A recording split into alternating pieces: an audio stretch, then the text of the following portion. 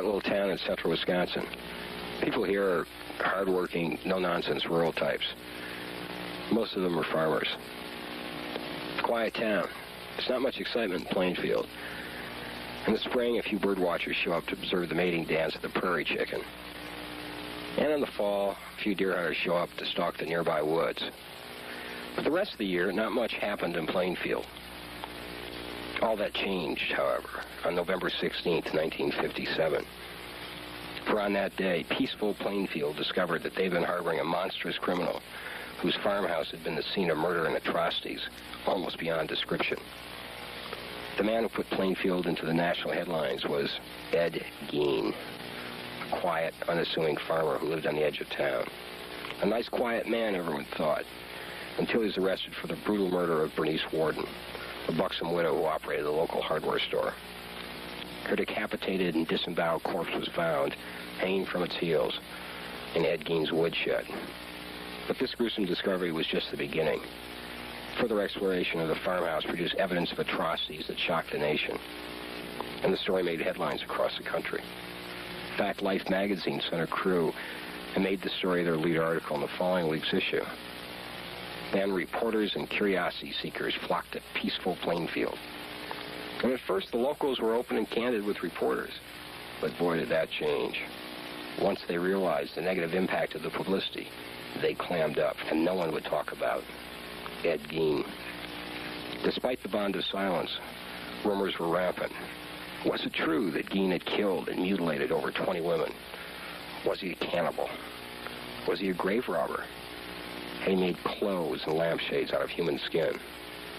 No one would say. And the story dropped from sight almost as suddenly as it had emerged. What was the true story? Well, I decided to find out 23 years after the fact. I gathered and studied the published and generally limited data. There wasn't much there. So I headed for Wisconsin to do my own digging. I spent a few weeks interviewing the sheriff, the judge, Gein's attorney, and the people of Plainfield, Gein's friends and neighbors. And what I uncovered was quite incredible. It was worse than most people had speculated. Ed Gein was a real piece of work. And so were the townsfolk, for that matter. Let's go back to November 16th, 1957, the day Gein was arrested for the murder of Bernice Warden. It was a Saturday and the opening of deer season. All the people were out hunting. Everyone except Gein, that is. He had a different kind of trophy in mind. Frank Warden, the victim's son, recalls that morning. He was in his mother's store when Gein came in. Warden said that Gein had asked his mother if she wanted to go roller skating that afternoon. She declined, and Ed left.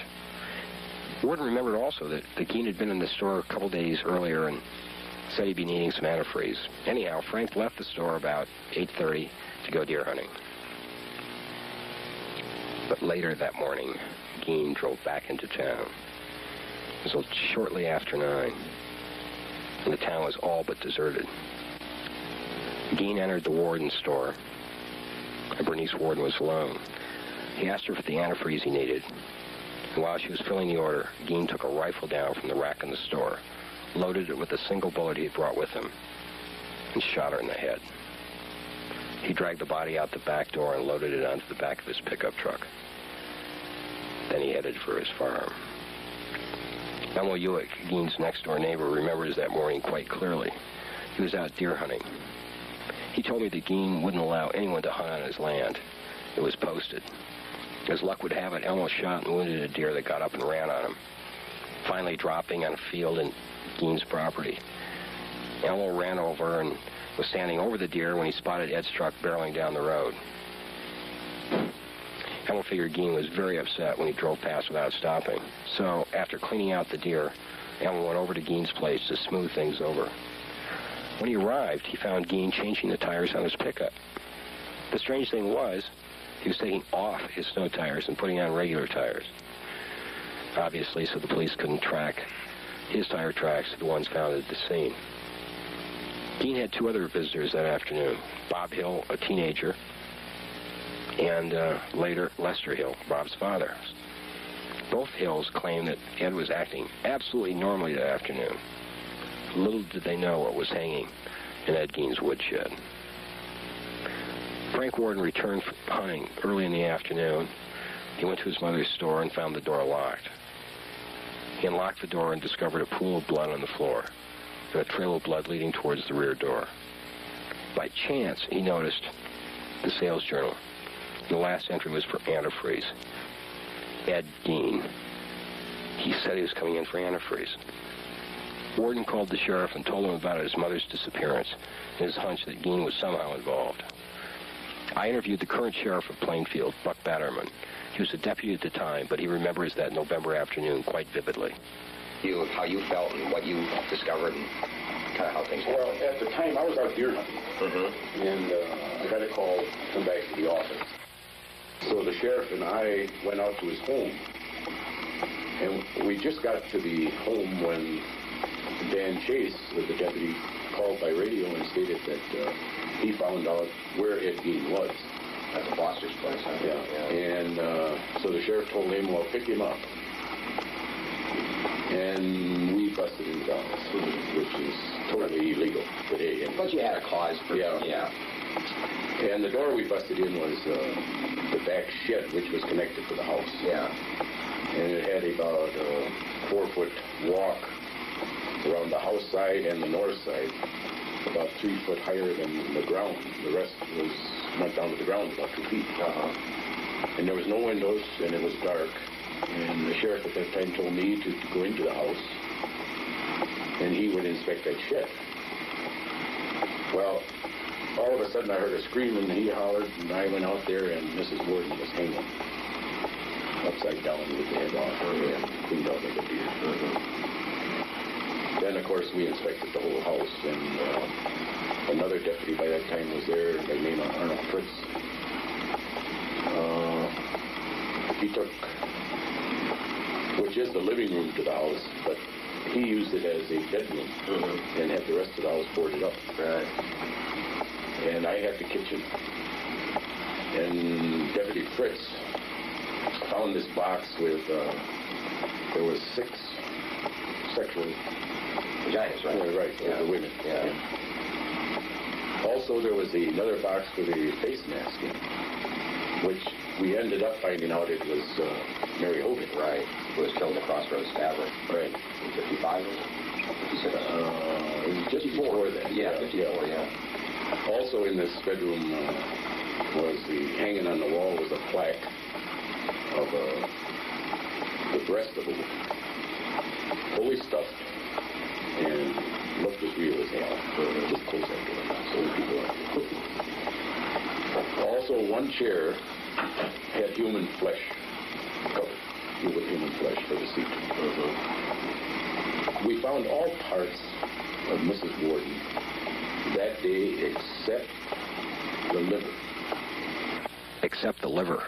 The state crime lab was called in by the sheriff. They quietly boxed and inventoried the contents of Ed Gein's house. This was done quickly and without leaks to the media. And their findings have been under lock and key for over 23 years. I was able to unearth most, if not all, of their findings. And in terms of human remnants, Judge Robert Gomer, the man who heard the Gein case, expanded upon these discoveries in a recent interview. There's been a lot of speculation as to exactly what the contents were in the house in terms of human remnants. Is our understanding that everything inside the house was carted up and transported to the state crime laboratory in Madison, Wisconsin. Are you in a position to clarify the issue as to precisely what items were found in the house? Well, there were a lot of things. For one thing, he had a sort of an apron that he made out of the front of a woman, which he wore on occasion. There were chairs upholstered in human skin. There was, of course, without any question, the finest collection of female heads and genital parts that's ever been assembled in the United States. I'd make some check on that. Can't find anyone who did complete a job as Ed did on that. He had some skulls. He had a great love for noses. He had noses that weren't connected with faces, although he did have heads that were shrunken. He also had a belt made out of nipples, female nipples. And he had these skulls that he had opened or cut in half, as it were, to make them drinking vessels.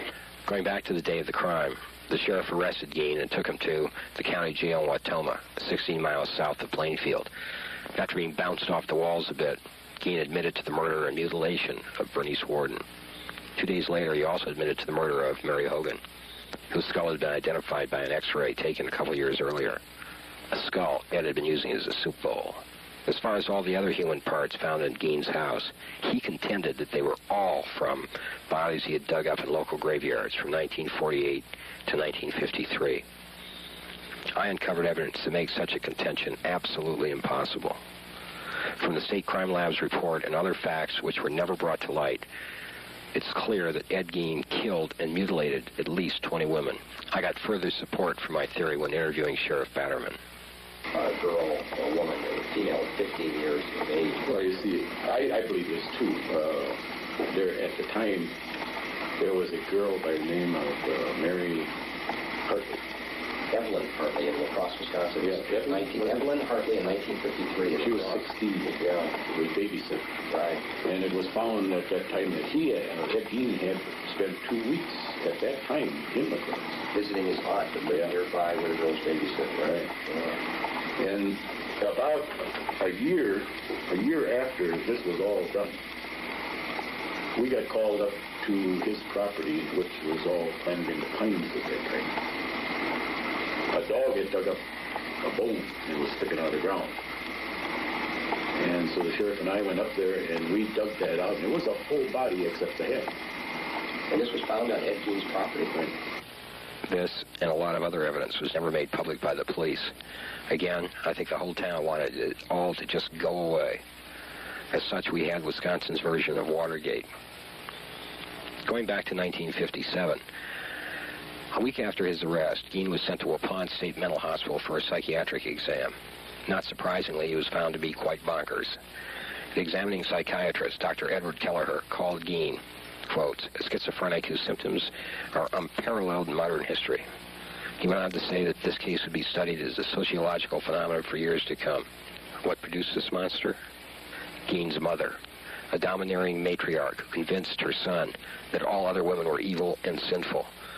She discouraged dating and marriage, convincing Ed that he should mind the farm instead. His mother died in 1945, leaving Ed all alone. He sealed up the house except for 2 small rooms where he had his living quarters and his workshop. He stopped farming and collected government subsidies from the soil bank. For extra income, he did odd jobs and frequently babysat for neighbors. But his loneliness began to foster a sinister appetite, and he started robbing graves. His preference was for robust, middle-aged women who resembled his mother. He used to study the obituaries for fresh victims. The night after a burial, Gein would sneak into the cemetery, unearth the body, drag it home, dissect it, and keep the parts. Psychiatrists explain this behavior as a love-hate syndrome. Consciously, he felt that he loved his mother, but in reality, he hated her for depriving him of other women. Compounding his problems, Gein was a frustrated transsexual. Even as a child, he was an avid student of anatomy. His littered room contained a number of well-read books on the subject. This, coupled with his newfound hobby of robbing graves, he had a first-hand knowledge of the subject. Gein told his psychiatrist that he had wanted a sex change operation, obviously inspired by the disclosures at the time of the Christine Jorgensen operation. Gein also admitted to wearing the skins of his victims when he was alone. They found a vest and leggings in his closet. An apparent lack of fresh corpses prompted Gein to commit his first known murder. The victim was Mary Hogan in December of 1954. After the crime, neighbors remembered that Gein claimed to have Mary Hogan back at his place, but no one took him seriously. What is truly alarming is that there were a number of clear signs that Ed Gein did not have both oars in the water. Lester Hill, for example, his best friend and next-door neighbor, recalls that Gein showed him 2 shrunken heads, saying he'd gotten them from a friend in the Philippines.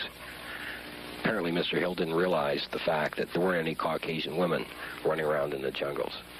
And Elmer Ewick, his next-door neighbor, recalled that Gein always talked about unsolved crimes and how the police were, quotes, messing up. And Gein told Ewick that he had Mary Hogan, quotes, down at my place, end quotes. There was only one family in town that had their suspicions. the Clifford Banks family. And Effie Banks reported her suspicions to the sheriff, but nothing was done. Aside from the Banks, no one ever bothered to find out exactly what was going on behind the dingy drawn blinds of the Gein farmhouse. It's possible that Gein could have continued his crimes and mutilation without interruption, were not for the one small mistake, the antifreeze. Anyhow, after the 30-day psychiatric exam, Gein was committed to the Waupun Central State Hospital, a maximum security institution. Because there wasn't a trial, the facts of the case were never made public, and those who knew, like Sheriff Batterman, wouldn't talk. The Gein phenomenon had its ghoulish offshoots. Ed Gein jokes, that time called Geiners, were popular, and maybe the original sick jokes. What is really amazing is that even today, the mere mention of Ed Gein's name makes people shudder. He was America's Jack the Ripper, America's boogeyman. And his legend lives on. After Gein was sent away, the townspeople were enraged by profiteers who tried to capitalize on their embarrassment. One guy bought Gein's truck and toured the country. Another guy bought Gein's house with the notion he could turn it into a murder museum. When the locals got wind of this plot, they torched the place. Interestingly, the fire truck got lost trying to find the house. And no surprise, guess who the fire chief was at the time? Frank Warden, the victim's son. This is all that remains today, in 1981, of the Gein house. What finally happened to Edward Theodore Gein? In 1968, 11 years after his arrest, he was deemed fit to stand trial. Judge Gomer heard the case without jury. The trial was held in Wisconsin Rapids, a small town close to Plainfield. It was a short, non-sensational trial, lasting less than a week. The verdict, guilty. The trial had little press coverage, and the outcome was treated with absolutely no fanfare. After the trial, Gein was returned to Waupun State Prison, where he spent most of his time working in a craft shop, polishing stones. In May of 1974, Gein filed an appeal for release. Judge Gomer presided over this hearing. In the end, his request was denied, and he was returned to the maximum security prison. On May 29th, 1979, Gein was able to convince his doctors to transfer him to the Mendota State Hospital in Madison, Wisconsin, a minimum security facility. The courts had no say in this matter. And this is where Gein is today. No bars on his windows. No guards on the grounds. No barbed wire. In fact, no walls. He could walk out down this road tomorrow if he wanted to. Ed Gein, a nice, quiet man. He had a few eccentric habits, but no one thinks he's dangerous now.